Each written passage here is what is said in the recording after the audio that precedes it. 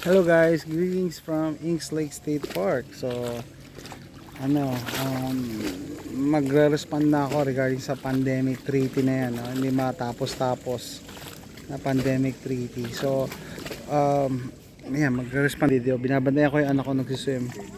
Ayan siya. Sa lake. Sa lake. Tatanong, hindi may alligator ba dyan? Baka. Sa body of water dito sa Texas may alligator. Pero itong area na to wala naman.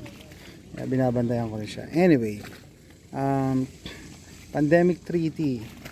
Kaya nakakita ko ng video May 28. Si Fauci may press conference ng hihinayang, nalulungkot na step back daw yung pag hindi pagpayag sa pandemic treaty. And then June 4 may isang video na tuwang-tuwa naman si Fauci na successful daw yung pandemic treaty and everything.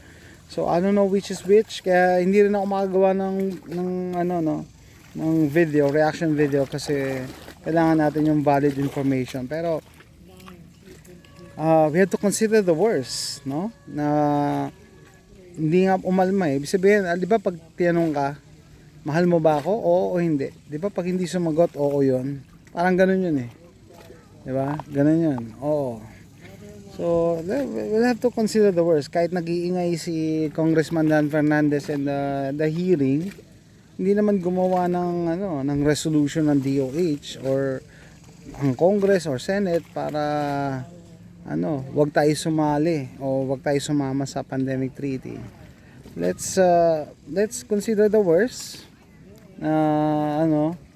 Pumasok nga sa pandemic treaty ang Pilipinas, or maski yata US pumasok eh. Pero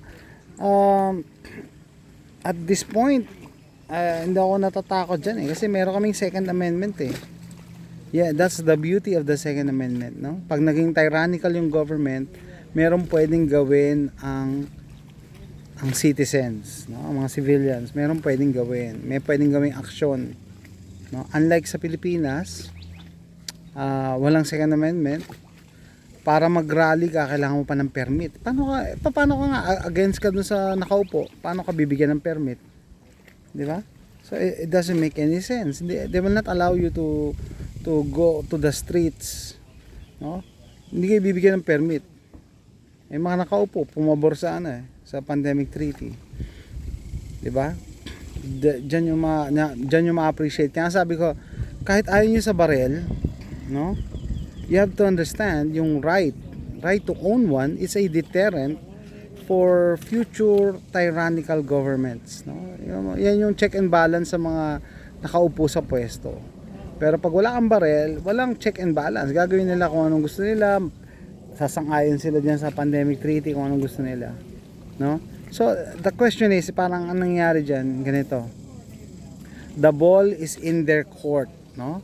Nasa kamay na ng WHO. O sige, pumayag kami sa pandemic, anong gagawin nyo? Tingnan natin yung next move nyo. Tingnan natin, ha?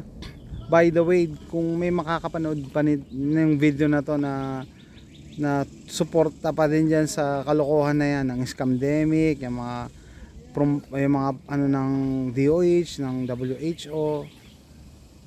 Isa lang tanong ko ano nangyari dun sa pertussis? Ano nangyari nga pala? Ano nangyari sa Omicron? Ano nangyari sa Delta variant? Ano nangyari sa monkeypox? Di ba wala sila sinasabi? Bigla na lang tumatahimik. Why? Because they cannot tell you na nawala lang ng kusa. So pwede palang wag nang magpa-betchin, mawala rin pala ng kusa. Hindi nila sasabihin yan. They will not say that. Okay? So ang gusto kasi nila is magpa-betchin ka na magpa-betchin. 'Di ba? Yung flirt, ano nangyari diyan sa flirt variant na yan? What? Ilan ba ang percentage ng ito na naman ako naman ako ng Facebook Masi-censor na naman tayo. Ilang percentage ba ang betchination sa Pilipinas? Diba 80 plus? 80%? Mahigit. So anong problema? Parang yung Singapore 99% ata ang vaccination rate nun. Pero ngayon tumataas na naman daw ang kaso. Paano nangyari 'yon? 'Di ba? Anyway. So, 'yon. No? The ball is in their hands. Tingnan natin kung ano next move nila. No? Abang lang tayo. Kasi guys, kung nagustuhan niyo yung video na to, quick video lang, no? Quick response. Dahil hanggang ngayon, na ano rin ako, naguguluhan din ako. Ano ba talaga? Pumayag ba o hindi? What do you think? Bye.